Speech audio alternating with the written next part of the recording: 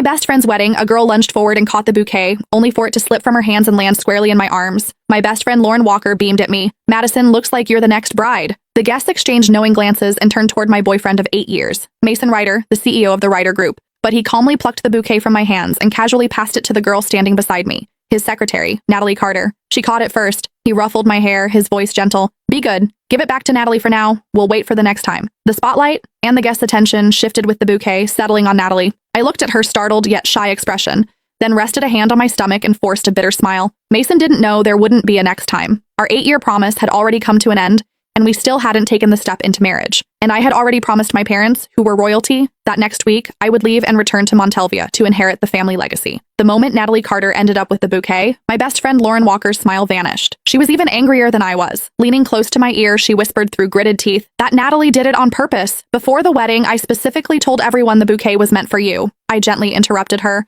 "Lauren, today is your big day. Little things like this don't matter. But you've waited 8 years just to marry Mason," she said anxiously. "And now you're carrying his child. If you still don't have the wedding soon, it's okay." I turned my head calmly and looked toward Mason Ryder. Natalie, holding the bouquet, was sitting right beside him. The distance between them was far closer than what a secretary should reasonably keep. Most of the guests were friends who knew both Mason and me well. Their eyes drifted toward me, curious, sympathetic. Lauren grew even more upset and squeezed my hand tightly. "Madison, I looked into Natalie earlier. She's a calculating gold digger who specializes in seducing rich men. She's been trying to get close to your boyfriend for months. You need to be careful. Lauren, you're the most beautiful bride today. Don't worry about me." I squeezed her hand back and gave her a faint smile. "Besides, I'm not planning to marry Mason anymore. I haven't even told him I'm pregnant." My words were so shocking that Lauren's eyes widened as she stared at me in disbelief. After a long silence, she finally remembered that the wedding ceremony still had to continue. When the wedding ended, Lauren hugged me tightly. "Madison, if you need any help, just tell me. I support whatever decision you make." "What decision?" After she left, Mason walked toward me, calm as ever.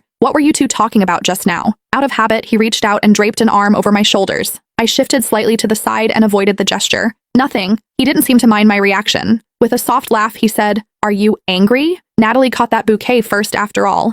She's a young girl. Of course, she dreams about weddings. Catching the bouquet was just her way of borrowing a little luck. Didn't we agree we'd wait for the next time?" He leaned closer, stroking my hair as he patiently tried to soothe me. "Why care so much about Lauren's bouquet? When we get married, I'll prepare an even more beautiful one for you. You can have as many bouquets as you want." Silently, I curled my fingers into my palm and looked straight into his eyes. "Can we get married this month then? Lauren and I made a promise when we were kids. Whoever married first, the other would marry right after. We would be each other's bridesmaids and witness each other's happiness." The air seemed to freeze. Mason's hand, which had been brushing my hair, paused midair. A few seconds later, he chuckled lightly. "You're still taking childhood jokes seriously? I'm the CEO of the Ryder Group. A wedding can't be thrown together so hastily."